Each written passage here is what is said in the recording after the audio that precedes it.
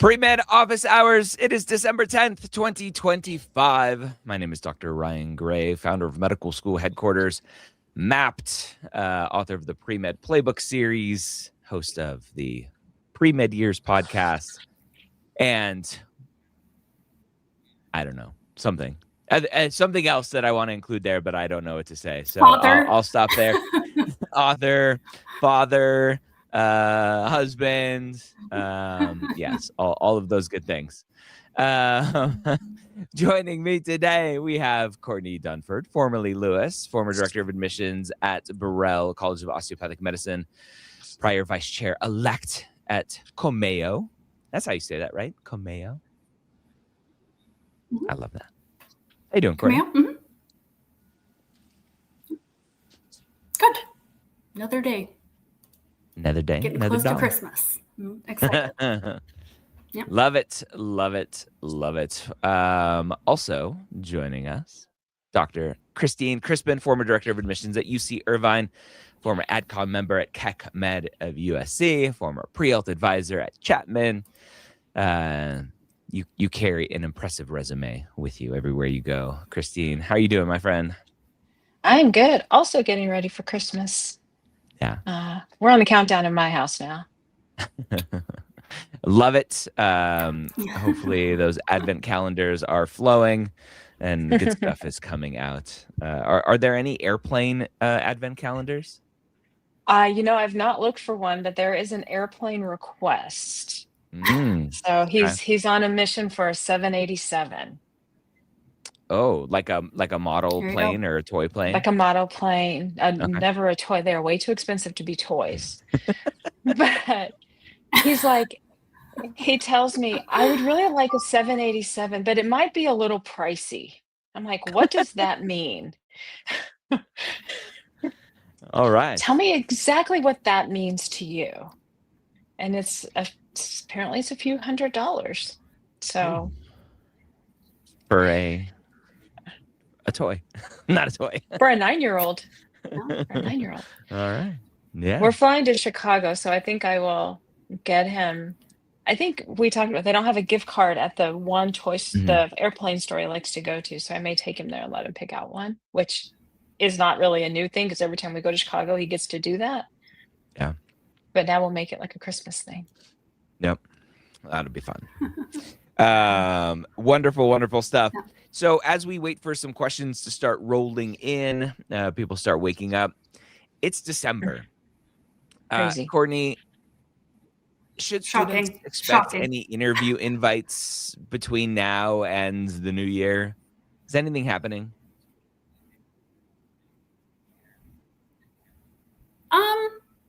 Not a lot, I would say. I mean, there's probably, I know there's some schools that are going to be sending out some offers, most likely before the break. There may be a handful of schools that send out interview invites for next year. But it's going to start getting quieter and quieter over the next 5 days, 7 days, just because as soon as that final exam happens at the med school, faculty are out, students are out, faculty are out, winter break. Yeah. Am I cutting out? Yeah. You're a little I'll try to fix it on my end, but you're delayed. I would go and reboot, do a reboot and come back. Okay. We have a wonderful thing. Thank you, Dr. Gray and staff. My daughter got accepted to UC Riverside. Thank you again for all of your guidance. We have new things in here. We have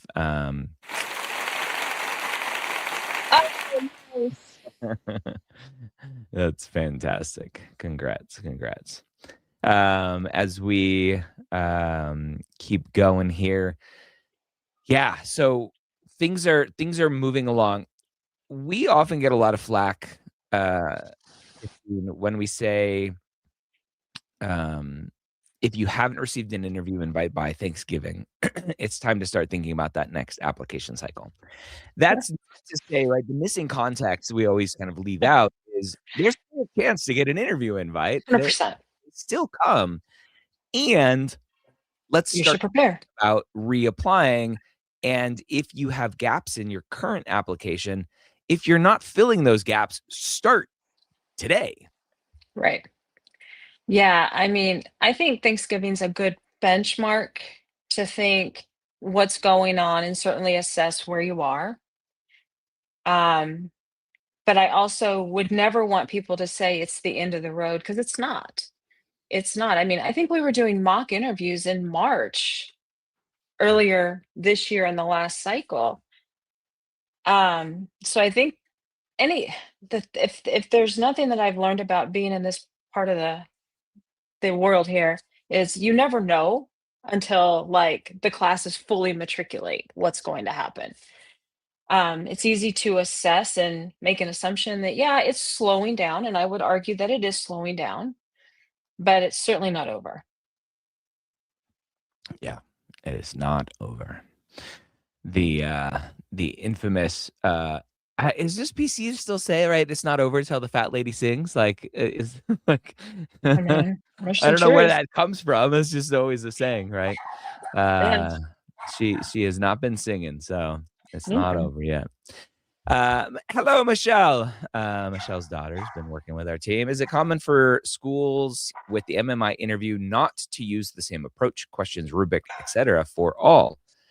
Do they tailor the interviews based upon candidate background or secondary responses? No, they're Yeah. standardized. That's That's the part whole of the purpose of the goal of the MMI is to standardize it, remove any sort of bias and all that stuff. But they will certainly look at the review of their application based on the Yeah. more personal stuff. Yeah. So here's some more context there. Daughter and roommate had MMI at same school, 2 months apart, completely different questions. One more patient scenarios, ethical dilemmas, the other social determinants.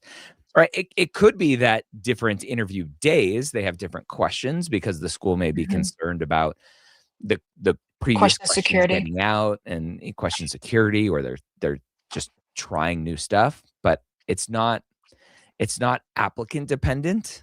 Right. It's probably just day dependent. Hello, Courtney. Welcome back. Let's see how it works. Hello. Hi. Still a little laggy. We'll see. We've got we've got a lot of weather here right now. So we've got a huge storm rolling in to Washington. So it may be a little bit laggy. I'm checking. All right. We have weather too, all the way up to 80 today. Oh, darn. Trevor says, if I'm trying to write my personal statement, how do you recommend I start to decide what to include in my story? What do you think? So I'm moving some book. trash out of the way. I gotta clean up my desk. I got a book here. Oh wait, that's the interview one. Darn it. Don't look at the book.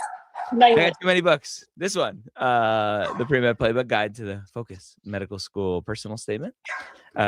Check that out. But it's a common question, right? We try not to. The language I use is like I try not to prescribe what your personal statement should be. I have a general idea of what it should be at the end, and we can end up a couple different ways. But what are your thoughts here? So I've been telling my new cycle students this kind of thing because they all want to do something over the holiday break. And so I have been telling, start with the why. Like, why do you want to do this? Why do you want to be a doctor? And start thinking about the experiences that you feel have really contributed to that motivation. The early experience, the college experiences, and start making an outline of why. And I think that if you're going to include a story, whatever that story is from one of your experiences, there should be some sort of a reflection that tells me why. If you can't really tell me, if you're just telling me a story to tell me a story about something you did, that's maybe not where it doesn't go in the personal statement, it goes someplace else. So the story that you include needs to really kind of follow up with the reflection of why that has shaped your motivation to become a physician. Yeah. Start with why. Start with why. Famous Simon Sinek TED Talk. Start with why. Yeah. It's huge, and it's interesting. I read a personal statement the other day that one of our advisors loved, and it was a very different personal statement. The student did fantastic with their application cycle. I personally didn't like it as a personal statement. Our advisor was like, I loved it. That's the fun thing about this is we don't know at the end of the day, did that personal statement help this student through the process? Did they do well despite the personal statement being a little bit different? Like, we don't know. And so at the end of the day, it's a personal statement. Here's a general idea of maybe what we think a personal statement should be. If you want to go in a different direction, great. And there's some potential risks there. And let's talk about that. And if you still want to go for it, go for it. Right. Yeah. All right. JDot, do you guys have any tips on navigating financial aid scholarship conversations? It seems more important now than ever with the changes to federal loans. I'd love any advice. Thank you all. Courtney, potentially something you might have some thoughts coming from the DO world, a little bit more expensive, typically more private schools. Any thoughts on these conversations that students can have with schools once accepted?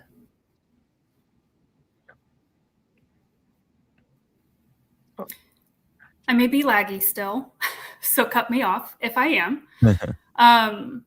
But yes, there are a lot of schools that have really robust financial aid offices that you can talk to, and their job is essentially to help you figure out scholarships or funding or private loans and things like that. Sometimes with newer schools, it can be harder when they don't. It hates me today. That's all right. Why don't we give you a break? Or you can turn your video off, see if that works, if that is better.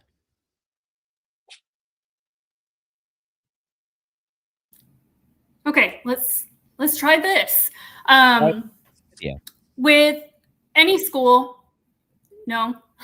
Okay. No, it's working. It's working. Oh, she muted herself. Okay.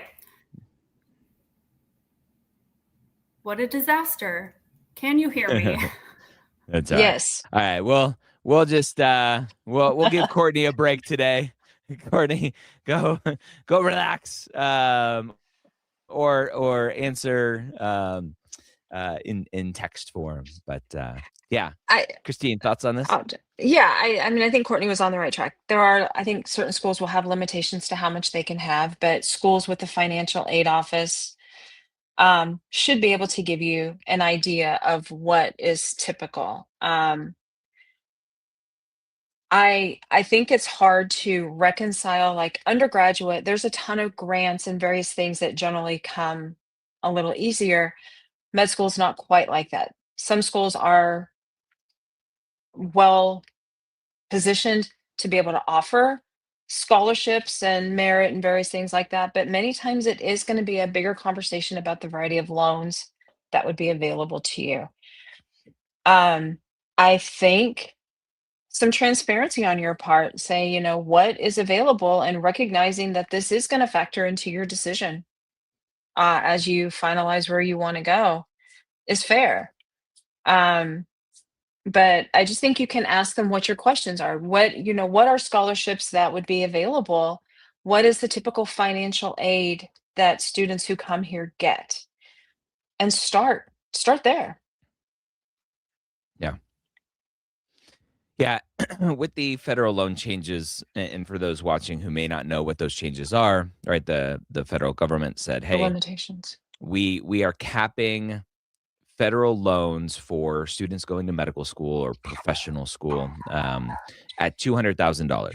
And I'm I think in the minority of like, yes, we need caps on loans because tuition has gotten out of hand, and mostly because the government has been writing blank checks forever. Not forever. There used to be caps. Maybe $200,000 isn't the right number, but I like the fact that we have a cap. I've talked to some schools, directors of admissions, deans of admissions at schools, and they're like, we're not talking about lowering tuition, which I don't think anyone magically thought schools were going to be like, okay, great, we'll cut our tuition in half. But they are looking at things of where they can pull more financial aid in from to help offset the cost. So I like that the conversation is started. Obviously, change is really hard and it's upsetting, and there are going to be students who need to juggle multiple loans now, one federal loan, one private loan. My hope is that banks will get creative with this process and figure out how to help medical students, because a medical student is a future doctor, and a future doctor is a high income earner, and banks like those people. So yeah. I mean, I think people have to remember too, schools have, I mean, part of accreditation, at least for the LCME, is student loan indebtedness. I used to work at a high student loan indebtedness school, and that was always on the conversation table. Yeah. You know, you do try to, so I hope if nothing else, this pushes the schools to look at alternatives. Yep. That's the hope. Yeah. Good questions. What is the best direct patient care hours to get? Christine, is there a best, or is there a best for the student? Like, yeah, I would say we get the question all the time, like EMT versus phlebotomy versus scribe versus MA. Versus MA versus whatever. They all are good. I think it's going to be what works for your schedule, your time. How much do you want to invest in prior training? What jobs are available in the area that you live in? Yep. Yeah. You know, what do you like to do? What do you like to do? Yeah. What kind of a setting do you want to be in? What works with the hours that you have available to get these hours? Yeah. Those are all the questions. Yeah, I've always talked about, like, I don't think I would have liked to be an EMT. I don't like showing up on scene as a first responder and like doing all that. I'm like, I don't know if I would like that adrenaline rush. I would rather like take it slow, big. So it depends on the personality and the student. Richard, we kind of just answered that with the Build Back Better, or Big Beautiful Bill, not Build Back Better. Big Beautiful Bill. The other 3B one. I don't think it's going to affect admission. I think you're just going to have to figure out how to pay for it. Yeah, I think the bigger impact will be the fact that PAs, their loans got capped at what, 20,000? Nurses and other public health, all those, that would be, I think, the bigger is like, okay. And again, at the end of the day, students are gonna get private loans. And it's nothing new, right? New medical schools that aren't eligible for FAFSA to get federal loans, students are getting private loans to go to those schools already. So it's not a new thing. It's just, it's different. And I think there's a lot wrapped up with the person in charge at the moment. And I would agree with that. Yeah, and I have lots of feelings there too, and I have biases and things too. Yeah. Yeah. So, best direct patient care hours for pre-PA. So the pre-PA world, right? We're more pre-med experts. We do run the PA platform as well. There's PCE hours and PHE, patient healthcare, and the ones that are the ones that really count are obviously the direct patient care, and those are the ones where you are directly responsible for patient care. And I always used a list. I would Google this. I had this bookmarked at one point, where it would be very specific, because a lot of it's going to be school specific. Shocking. But in general, it's things where you have a direct responsibility for patients. And so what I would recommend is that you Google schools that you're interested in and see how they categorize it, to make sure you're not assuming, like, scribe for some schools counts, some schools it doesn't. Certain things work some ways or other ways. So I would definitely do a little more research before you, but a medical assistant, an EMT, a nurse, those are pretty common. Those are all direct patient care. Beyond that, I would Google what the school wants. Yeah. At what point, once you get accepted, do you start the conversation about aid or scholarships and talk to the school? Yeah. When do those kind of letters come out to say we've decided to give you some merit scholarship, or the need scholarship is less, but I feel like it's in the spring as they start really solidifying their class, unless yeah. there's somebody like a recruitment situation where they really want that person to come to their school. I feel like because right now I've been having like I've had a couple conversations about now is probably a good time to do your FAFSA. Mhm. You know, you're just starting to do the things you would need to have those conversations. So I feel like February, March is probably unless you like somebody offers you like I think a couple years ago I had somebody who got a 50% scholarship to a school pretty early out of the gate. And then, you know, you try to have these conversations to like, well, I got to, is there anything you can do? But I don't think they're at a place to even know if they've even started doing that. So Mhm. s- early next year is where I would jump into it. Yeah. And it gets stressful. You're like, I have right with traffic rules, they need to make decisions kind of Right. starting March, April. And if they haven't received the financial aid packages and what their final numbers might look like, it gets very stressful.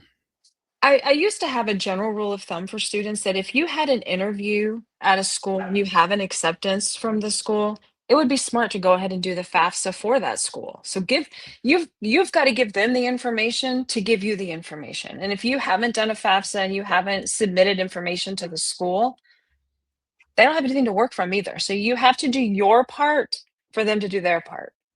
Yeah.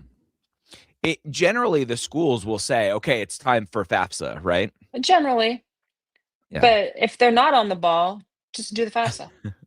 Okay. All right. McLopton just finished a postback. Used to work in North Carolina as an RN and want to return. Now I'm done with classes. Is it problematic to move this winter and apply in 26? How would that work for in-state bias for apps? Um, Um, Only lived in North Carolina for about a year. Currently an out-of-state resident, so not sure what to do here. Used to I don't. work in North Carolina. If you used to work in North Carolina, And you currently live there now? they want to move back to North Carolina. Um, so they're not in North Carolina now because they did postback, but postback is education, so it Right. shouldn't be a residency establishing endeavor. So my question for you, McLopton, is: did you change your residency when you When you were did your doing your post back. postback? Because that Yeah. makes it a little more problematic. And then when you go back to North Carolina, are you going back and working as an RN while you're applying? Um, I wouldn't see it as problematic. Just If go to the nothing else, you're state. demonstrating your ties. Yeah. What did the state law say in terms of residency? All right. Here's a interesting question. Hello, MSHQ team. Hope you're doing well. How can non-trads stay motivated in this long pre-med journey? Courses, patient care hours, applications, etc. Feels like I've been running on empty lately. Uh, yeah, Christine, this is hard, and I think This is potentially maybe there's some seasonal stuff going on with seasonal affective disorder, maybe. Talk to not a therapist here first and foremost. for sure. Um, I, I'm gonna say something completely invalidating. I I understand right from the get-go this sounds completely invalidating. I think the energy is in the journey. And if you are struggling finding energy in your journey, you're either on the wrong journey or you're focused on the goal and not the journey. And therefore you're disappointed because you're not a doctor yet, right? You're You're not done checking yet. your boxes. You're not paying Yeah. attention to the ride. So I understand it's completely invalidating, but Christine, you've worked with a lot of students over the years. Mhm. Where can students go and find some of that energy? I think throughout the journey, and I talk about this a lot when I started talking to freshmen, and I talk about it along the way. I am a firm believer that your entire life does not need to be wrapped up in this journey. I think the journey is important. I think you should be energized and you should really want to do various things, but you also have to build in time to be brouillon. You have to step away. You have to schedule time with your friends and your family and go surfing, snowboarding, hiking, biking, whatever your thing is. You have to allow yourself time to do that. And when you are only focused on, I have to check off these boxes, there's so many things wrong with that picture, up to and including what Ryan just said, in terms of not paying attention to the journey, just paying attention to things you have to do. That's the first problem. The second problem is you do drain yourself because you don't allow yourself to be a person. You are a person, and believe it or not, med schools are okay with that. Mm. You know, one of the questions that are commonly asked in interviews that I asked when I did interviews is, what do you do for your wellness? How are you going to maintain that when you come to medical school? We have all seen too many bad things happen to people who have gone to medical school who have gotten burned out, that you need to have this practice now. Yeah. Oh, So, good luck. Good luck. yeah, step away. Just take a minute and take a break. Yeah.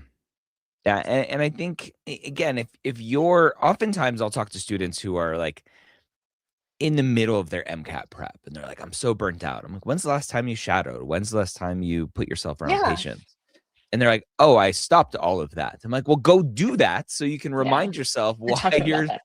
working hard on the MCAT. And if this student here is saying, hey, I'm doing the patient care hours, again, what is your mindset going in? Are you just there because you're like, oh, I have to do these hours for my application, versus I'm so excited I get to go interact with patients because, hey, guess what? I'm going to do this for my career. I want to Right. interact with patients, which again, it concerns me a little bit that there are these feelings now, and maybe those feelings are telling you this isn't the right path. Yeah. So keep exploring, keep figuring out what's going on there. All right. Miles said, change my residency during post-bac. If I move back to North Carolina, I would be working through the app process as an RN. Just don't want to bias against me as an out-of-state applicant if I move now.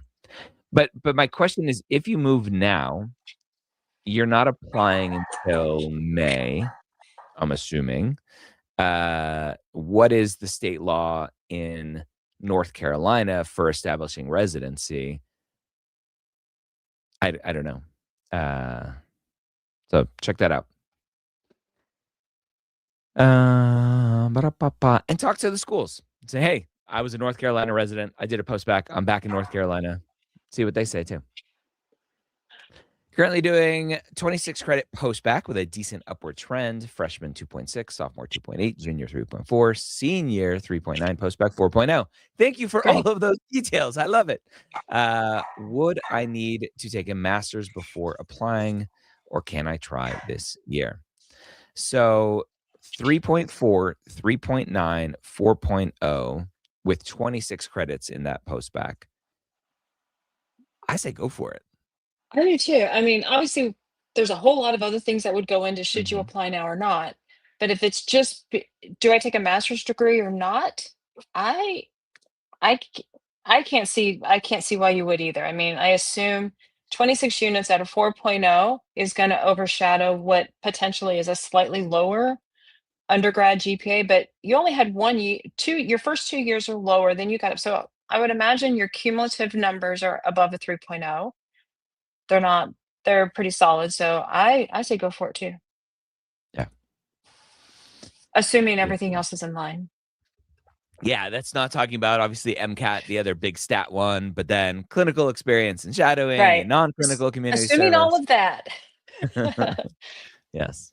Remember, folks, it's not just about stats. Nope. All right. Question from Instagram. If you haven't heard back after an interview from a school for 4 months, can you send an email and ask for an update? Ooh. Yes. I've had students do it. Yeah. You can just say, "Hi," be very Hello. polite. You know, I was so appreciative had to have the opportunity to interview in, I assume, September. And at the interview day, we were told we would hear back in 4 to 6 weeks, 6 to 8 weeks, and it's been about 4 months. I was just following up to ask if there's any information. Short, sweet, Yeah. simple, to the point, ask them a question. They're either going to answer you or ignore you. I doubt it's going to make anybody angry. Yeah. Um, So don't email, yo, why you ghosting me? What's up? Yeah, and honestly, I know there's a couple schools. There's one that is prominent in my mind that is notorious for ghosting post-interview. Mm. Um, What school? can I say it? Yeah. Kaiser. Kaiser's the Really? worst. Mhm. The worst. I And have had they don't tell students during interview day that they're gonna be a while. I have had 3 or 4 students interview at Kaiser, and they've all been ghosted. Straight I mean, at least when you get the interview, almost always you get some conclusion. Yeah. Kaiser just straight ghosts you. Oh, It's terrible. Kaiser, let's talk. So yeah, send a question. I think the context is, what did they say, if anything, during the interview Right. day? If they said, hey, we don't release anything until March, then no, don't send Right. an update, right? I think Georgetown, it's either GW or Georgetown, again, notoriously just waitlists everyone and then accepts everyone in March. Yeah. UCLA typically says we will go November and March. Boston, I think, is November and March or December and March. I mean, a lot of schools do that, so you do have to know what they say. Yep. But if they give you a 4 to 6 week timeline or a 2 to or 4 to 8 week timeline or something where reasonably you should have heard back, Yeah. I think asking them is not terrible. Just be prepared for them to tell you got on a wait list. Mhm. Yep. Dinobots, around an hour until a big interview. What do you recommend people do in that final hour? Take deep breaths, relax your mind, and go in strong. I was gonna say meditate. Yeah. Just go relax. Go relax. I had, where did I pull that up? There is, hold on. I'm gonna delay our conversation here for 1 second while I pull up. This is in my interview book. I gotta scroll down and find the page, and then I will share my screen.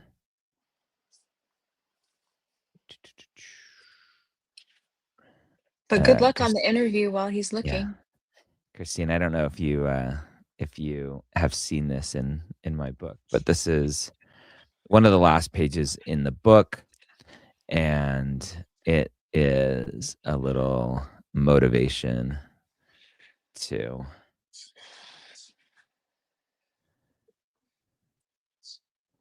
Love it. everyone. I love that.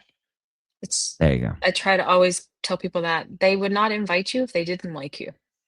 Yeah. You are meant to be there. Yep. So you got this. Congrats. Good luck. Let us know next week how it goes. Yep. All right. Question from Instagram. Non-trad pre-med, ICU-RN. We got all the nurses hanging out with us today. ICU-RN to clinical research nurse. My volunteer hours as an EMT are from 5 years ago. Is it preferred to gain more volunteer work closer to the application cycle? Oh, I have so many thoughts. Yeah, Christine, I think this is one of the misconceptions, generally speaking, about clinical experience, that volunteer is better than being paid. Right. And so being a clinical research nurse, having been involved in clinical research for one of my kids, those nurses are interacting with patients. They're doing stuff. It's a different environment than an ICU. Well, an ICU nurse, but I mean, yeah, still fantastic clinical. Fantastic clinical, but they haven't been doing that for some time, right? Because they're doing the clinical research stuff now. But Does someone who is getting paid for their clinical need to go and volunteer for their clinical? No. The first caveat I give with clinical is paid or volunteer, as long as it's engaging with patients and doing all those things that we talk about as it relates to clinical, it doesn't matter. Volunteer hours, though, my thoughts, I'm Ryan, you can guess where my thoughts go. That's not the volunteer hours I stress over. Yep. You know, do you What do have you stress over? service?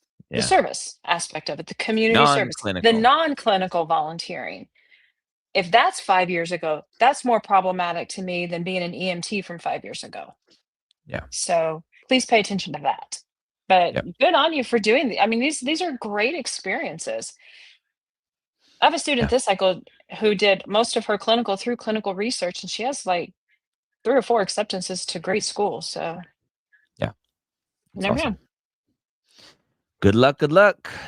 Does military service matter to medical school admissions committees? Yes. To the ones that care Yes. about it? Yeah. No, can I expand on that? Yeah. I think military service, if there's leadership, there's teamwork, there's the general service that goes with being in the military. I have a student this year.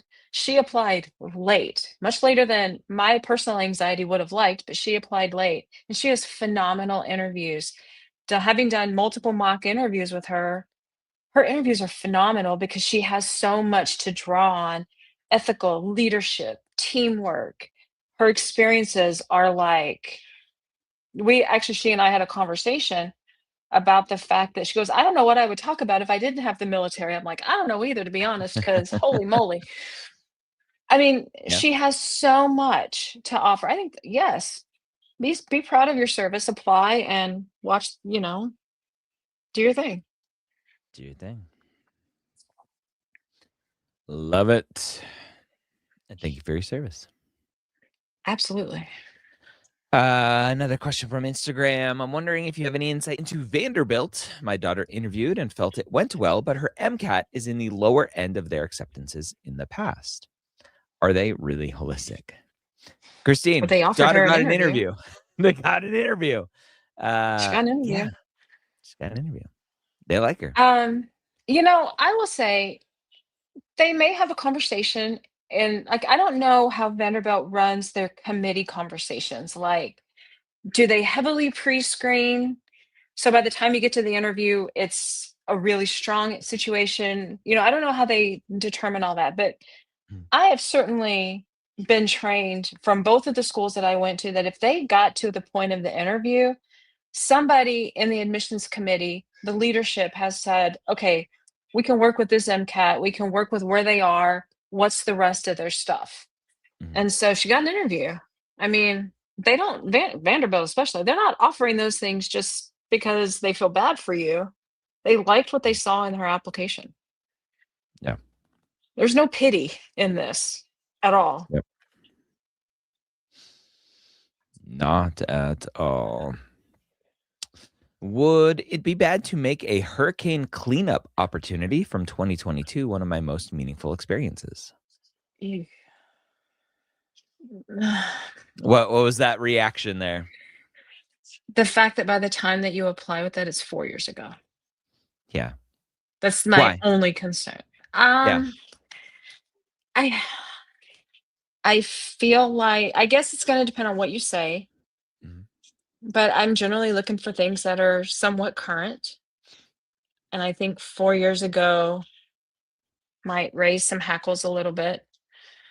I guess the question to you, Trevor, is going to be, what about it was most meaningful to you, and really make it worth a 4-year experience, a 4-year-old experience.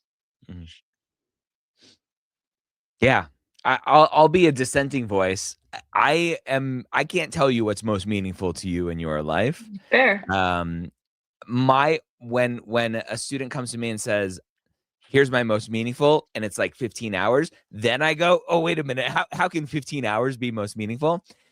So hurricane cleanup, I would want to know, like, how much time did you actually spend doing hurricane cleanup? And why I'm is it less meaningful? concerned about the timetable and more the duration of that. So, yeah. Good luck, Trevor. Aaron, coming from a non-trad background, BS in mechanical engineering, to doing full-time post-bac program, can I prioritize clinical experience over volunteering? ER tech full-time would be clinical experience.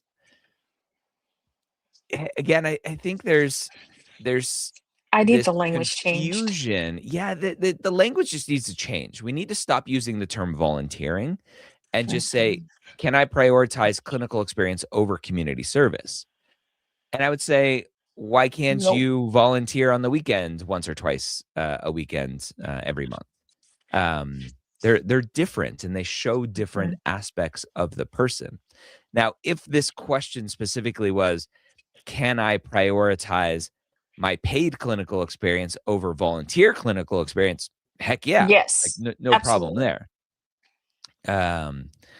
But yeah, the community service is still important. Does it have to be full-time community service versus full-time ER tech work? No.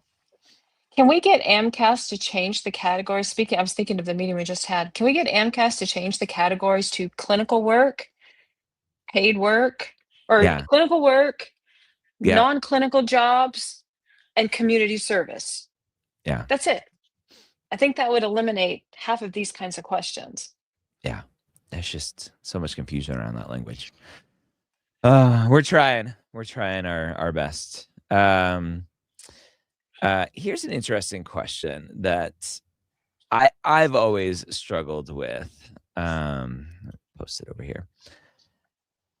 I heard from a friend who's the dean of admissions. We can't offer students feedback on why they're rejected. And I wanted, I've had that conversation. I was like, why? What do you mean you can't? That's just, and they're like, no, there's legal reasons and other stuff. And I kind of call BS on some of that. And I know we live in a very litigious world and we have mommies and daddies who are famous lawyers suing schools because their precious child didn't get in. But what's going on here? Why do schools not offer feedback? So I think it's going to depend. I can tell you how we used to do. When I was at UCI, we did offer feedback post rejection. But the number one factor for that is they could not be an active student in the cycle. Like the cycle has to have closed at that point. And the reason is we just didn't want to give anybody any advantages. So if the cycle was closed and you had gotten a rejection, we would give you feedback. But I also need to remind you that they may not actually have enough manpower, woman power, people power to do that. Yep. Because there are 8,000 to 10,000 of your people, you guys applying to, if we're lucky, a staff of 3 to 6. And when cycle A closes, cycle B has overlapped and already begun. Mm-hmm. And there just isn't enough time. And so we would do it in the fall. We would try to give a few appointments to people from the prior cycles and things like that. But we also had to limit how many appointments we had because there's no break. I know it's hard to believe, but there is no break in between cycles. There's a significant overlap. Yeah. So that would be my guess. Is part of it is they don't want to give anybody any undue benefits to that conversation. Why they don't do it outside of the cycle, I'm going to guess it's going to be people. They just don't. I mean, there's only so much bandwidth that they have. Yep. Yeah, and I think that's the best answer is just lack of bandwidth. Most of these admissions committees are a lot smaller than you think they are, and so there's they're doing their best. 10,000 of you and half a dozen. And the admissions committee, I think people need to also understand the admissions committee is not full-time admissions people. The admissions committee, when I was on committee at Keck, that was less than a single digit percentage of my time. It was my Sunday afternoon out of the work week because that's when I had time to do it. Yeah. And they're clinicians and they're researchers. They come in and they interview and they vote on those special times. So the people who would give feedback are not the AdCom. It's my Irvine people when I was at Irvine, and we did that feedback. It's just, Yeah. there's not as many people as you think. Yep. Yeah, it's funny when you were like, there's 10,000 of you and only a dozen of them. I'm like, I think of A Bug's Life and like all the ants would be like, we can stand up to Hopper and the other grasshoppers. It's true. If only we thought that way about the AAMC, go storming through their doors and Right, and God. tell them to change their categories, like get rid of this volunteer word. Yeah. All right. Dr. Gray, I was deeply inspired by your journey. It motivated me to pursue the path of becoming a military physician. However, both of my Nice. parents are quite opposed to the idea of me joining. Do you have any advice on how I might reassure or persuade them? I'm the wrong person to answer because my gut tells me they don't have control over your life. Yeah, which is the is the answer. And they just have to figure it out. Why can you talk to them about why you want to join? What about that service is important to you? My middle brother, wanted to join the Marine Corps at 17 because he and I both graduated high school very early. So we neither one were 18 when we graduated. And so for him to join directly out of high school, my parents had to sign permission. And my dad was like, I'm not doing it. I don't want to do it. You're too young. You need to go to college, all the things. And my brother laid an ultimatum down and my dad gave it, did it. But have you just talked to them about what about the journey that Dr. Gray had inspired you? And how do you envision that career for yourself? What do you feel that the military is going to give you as you become a physician? And have an adult conversation with them. Yeah. And don't lay an ultimatum down, but say, this is my pathway and I need to do it, but I want you to understand why. Yep. Yeah, my way is less empathetic. Like, you're not the boss of me. I'm out of here, right? And obviously, That was my brother, be by the way. financial ramifications and support still happening. So that was my brother to navigate that. Yeah. I just started scribing. Harvard, here I come. Let's go. Woo woo! I love it. I'm supposed to hear back from my UC Irvine interview this week. Congrats. I've heard they were very slow. They don't have a director of admissions, and so they have been very slow in getting back. All right. Yeah. Good luck. Zot. How do AdComs usually view medical mission trips? I've been on the same mission trip twice now. We'll be third soon, and I've learned a lot from this experience. Yeah, there's a lot of stuff and feelings and opinions about medical mission trips, typically around the fact that sometimes students do stuff that they shouldn't be doing to patients on those trips. What are your thoughts here? I think in line with what you're saying, I think as long as it's an appropriately sanctioned trip, Global Medical Brigades is one. Flying SAMs was always something that the UC schools did, where they would go down to Mexico on a weekend. They would do certain things to help the community. I think it's always going to depend on the narrative. And I usually tell students who think about doing whatever medical mission trip like that, internationally in particular, you don't put yourself in a position of doing something you're not supposed to do. Medical mission trips could also be like remote area medical, where you go to rural areas within the United States and do stuff. That would be fine too. I think it's going to be in the way that you talk about what is meaningful to you about these experiences. I would also argue, because I'm this person, this isn't going to be your only clinical experience. I hope that you've gotten other experiences along the way, But I don't think it's a bad thing. I think if you have valid learning experiences and valid meaning to these experiences, especially as it relates to the social determinants of health and public health and global health, I don't think that's a bad thing, but you cannot put yourself in a bad position. Yeah. Yep. We were just having a conversation kind of around this. Yes, it would be crazy to turn down 8 acceptances to DO schools to retake the MCAT and try to get into a DO school. I'm going to screenshot this question and send it to our friend that we were just talking to this morning. Yeah. Why is this crazy? Why did you apply to DO schools to begin with? Do you want to be a doctor or do you want to be an MD? Because really, they're not that much different. The letters, the only two things that are really different about it. If you, and I do have this conversation again, if you are going to apply to a school and then at this point in the cycle say, well, what if I turn down all of these acceptances and do this? Then why did you do that in the beginning? What would be your purpose of going? I'm getting on my soapbox. I'm sorry. But what is your purpose of wanting to go to an MD school as opposed to taking one of these 8 acceptances? I can guarantee you I have 10 students who would love to be in your position right now. Yeah.